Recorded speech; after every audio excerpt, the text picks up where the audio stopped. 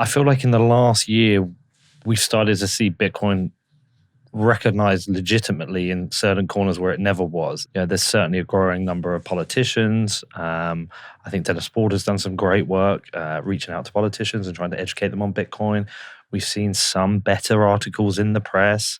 We've seen Bitcoin being used with the miners, what's been happening at ERCOT, but I think in other places as well. We're seeing the work that's been done to perhaps use miners at landfill sites. There feels like a growing legitimacy, which isn't just coming from Bitcoin as saying, yeah, this is great. Actual legitimacy outside of our historic circles. Is that something you're recognizing? Yeah, absolutely. And I think it just has to do with Bitcoin became like a macro scale asset in the past cycle.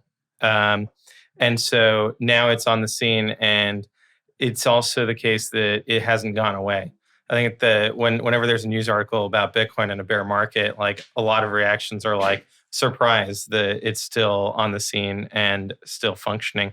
The interesting thing is that the more politicians want to attack it, the more there's other politicians who want to defend it, right? Because then it becomes a political football.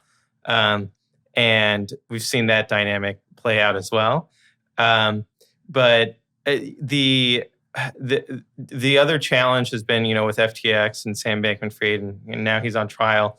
But his involvement in politics and also in the world of finance, right? That he was meeting with prominent financial figures that they felt like they got scammed after that. And it raised the real question of like, okay, well, if FTX went to zero and he's going to jail, but Bitcoin is still here, what's different about Bitcoin that, it's not crypto per se, or it's not part of kind of the scam aspect of it? But I also think that, yeah, as you mentioned, Dennis Porter, there's also like Bitcoin Policy Institute.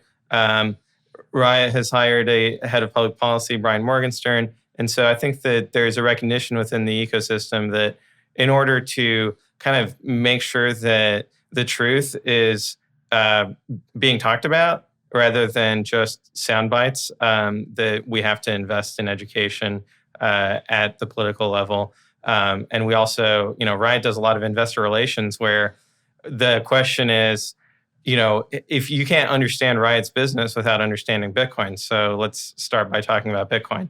So I think even the rise of the large publicly traded Bitcoin miners has made it so that it opens up conversations about Bitcoin in traditional finance that might not have otherwise happened. The big dam, the big blocker right now is the SEC, Gary Gensler, and then really Elizabeth Warren behind that, right? Elizabeth Warren is like the puppet master in terms of financial regulations in the United States. And her rabid anti-Bitcoin stance and anti-crypto stance, I think. Do you think she's bucketed them together and she doesn't understand the difference? Yes. And no, I disagree there. Really? I think she understands the difference. I don't think that she might know that there's a difference, right? In the sense that Bitcoin's like the number one crypto, but I don't think she sees it as like Bitcoin's ethically different. No, I don't think she sees it as Bitcoin is ethically different, but I do think that she sees that Bitcoin is a threat to the US dollar while the other ones are not. They're more of just a threat to individual consumers. Perhaps. Yeah, I could see that. I could be off. I'm not inside the head of Elizabeth Warren, right. But when she comes on the show, you can ask her. A question to ask. Yeah, I did write to her. Yeah, because we made. I mean, I don't know if you saw it, but we made a film because we went to Riot's facilities and we ended up calling it Dear Elizabeth, and I had to write to her at the end because there's a couple of things that stand out for me with her. But one of the things as somebody who's considered a liberal is that. If she was able to bring in draconian laws against Bitcoin, I don't think she understands the global impact that would have on the people who need Bitcoin in some of the most challenging geographies. And I don't know if she's connected those dots, but to me, that would be my starting level of conversation with her. It wouldn't be anything to do about US dollar domination, or it would be asking her what she thinks about people who live under authoritarian regimes with capital controls, or people, activists in certain markets, what she thinks of women who can't access bank accounts, all those things where I think it would be a nice way to trap her and just explain to her the difficulties she would bring. But has anyone actually got close to what her real issues are? You said it's dollar domination. I think so. I mean, she's why does she actually care about pretty that? smart. I would say, like, of the senators out there, she's one of the smarter ones. And so it just seems to me, just based on who she is and what she can understand, that she would be able to understand that Bitcoin is a threat to the US dollar, and it is a threat that the government wouldn't be able to use the printing presses, basically, if it were to take over. And that does affect her significantly, right? I mean, that's, yeah. So that's kind of my take on it, but I could be totally wrong. I mean, I don't know her well enough to know whether or not that's actually what she thinks. And so is Gary Gensler pulling her strings for her, or she pulling his strings, should I say? Yeah, I think she's pulling his strings, and I think ideologically, like, she thinks money is an institution that should be controlled by the public through the democratic process. Now, granted, we could debate whether the Federal Reserve is democratic or not, but she's been raging against these interest rate hikes as being bad for the little people, and she's not necessarily wrong on that. But I think it is. I think it is genuinely ideological that she wants the monetary system to be under her control, or the control of a democratic political system. The other part of it is that she's very hands-on with it, right? So she personally lobbies other senators, and she's gotten like more than a dozen co-signers on her bill that would effectively outlaw Bitcoin mining in the United States, along with a lot of other crypto activity. And so, but I still think she's a minority. In she won't have enough votes to pass that law, but she clearly feels strongly about it enough that she's personally involved in trying to persuade others in the Senate and eventually in the House to see things her way. I know you've done a bit of work on the policy side alongside Dennis and a few other people, I'm sure. There's a lot of Bitcoiners that would say we shouldn't engage with politicians and regulators. I assume you disagree with that take? Do you not see him in DC with his suit on? Well, that's Mountain Man Pierre was gone. I do think it's important to engage. And I would shout out to Lee Bratcher from Texas Blockchain Council as well. He's been a mentor of mine in kind of understanding the political landscape in Texas and nationally as well. And I think the reason why it's important to engage is because politicians are influencers in normie world, right? And so from my perspective, it's like, if we can orange pill politicians, and then when they're giving a campaign speech and they say something good about Bitcoin, they're helping orange pill, hundreds, thousands of people. And so it's like, I don't see it so much as like, oh, we need to get good laws passed, although, that would be nice. I also see it as, hey, this is an effective way of getting the word out about Bitcoin is through the political process. And when you're there, are you noticing like a similar uptick from like Democrats and Republicans, or is there one party that's kind of getting on board more? I think that it is bipartisan for sure. And in fact, what we saw in Texas was that there was a bill introduced in the Senate, in the Texas Senate, by a Republican. And so there was anti-Bitcoin mining. Okay.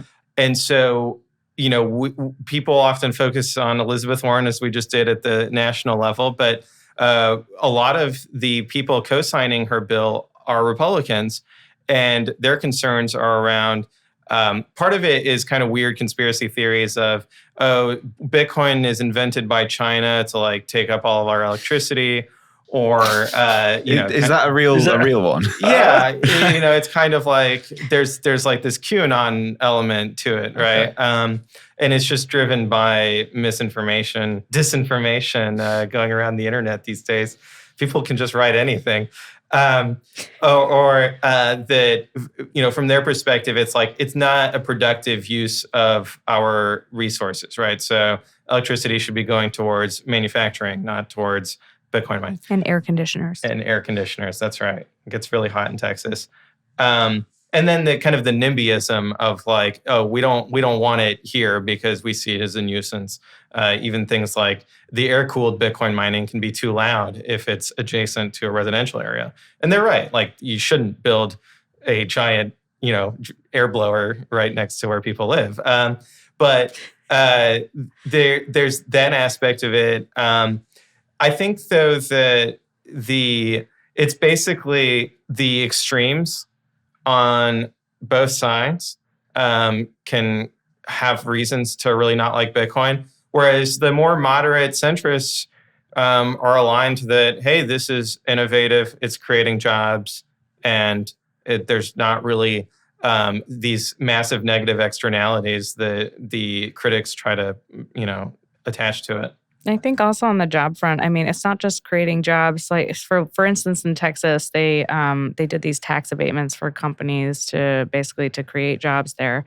And so what they found, let's say like the solar companies, a lot of them took advantage of these tax abatements, but then they outsourced these jobs. So even though the company was based in Texas, right, the jobs themselves didn't actually come to Texas. Whereas like the mining facilities, right, they're doing everything there. So they're actually creating jobs in the location in which they are built. And so I think it's a difference, right? This is not when these jobs are created, they're actually created rather than it just being sort of, taking advantage of the rules type of a thing and still being able to outsource. And if you witness firsthand, whether it's DC or wherever, but the conversations with these politicians, whereby you've kind of seen the light bulb click for them. They've had maybe pre-held opinions from things they've read, but where you've actually explained things to them, you've seen them have that moment. Yes, one in particular had a background in software development, and when I explained to him that it's open source and that you can see the source code yourself, I saw that light bulb moment in his eyes. And so I think that different things will click for different people, but that was one where I was like, hey, that was a solid win right there. Yeah. And what was it like going down to DC and just doing all this? Because I got to admit, when I first saw you in your suit in DC, it's not that I was surprised. I was more like, oh, well, this is cool because Pierre's down there doing this and Pierre understands everything about Bitcoin.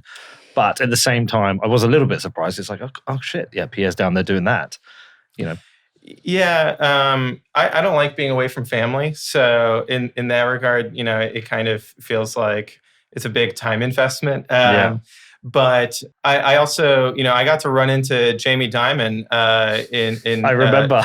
He was lobbying because, they need to get bailed out. So this was, right around Silicon Valley Bank. So, what did you say to him? So it was funny when you told me. I can't remember. I told him, hey, Jamie, I'm a huge fan of yours and what you're doing. Can I take a quick selfie with you? And he goes, yeah, sure. So I took the selfie, and then he asked me, what do you do? What are you doing here? And I said, well, I'm with a Bitcoin miner, Riot. And he just kind of like smirked and walked away. Love that. Yeah. So that, so you get to meet interesting people. But I think that the other part of it is that in Congress, these staffers, they're the ones who are kind of trying to absorb all this information and distill it down for the senator or the representative. And they have to deal with a million different issues. So like I'm very single track, like I just talk about Bitcoin, but they got to deal with like Medicare, health insurance reform, gun reform or whatever. They've got like every political issue that they're trying to get the right information about, foreign policy, all this stuff. So in a way, for them, it's helpful to have someone come and be able to answer their questions, because their line of questions often is like they're trying to dig deeper than what they read in an article. And it's really hard from outside the industry, if you're reading a New York Times article or a Wall Street Journal article, to find the subject matter expert who would be able to like provide more context or a counter argument to something that they read. So I think it's important for Bitcoiners to do. And I enjoyed doing it. There's lots of smart people who work in DC. There's some people who are not smart who work in DC too, but they're very friendly in either case.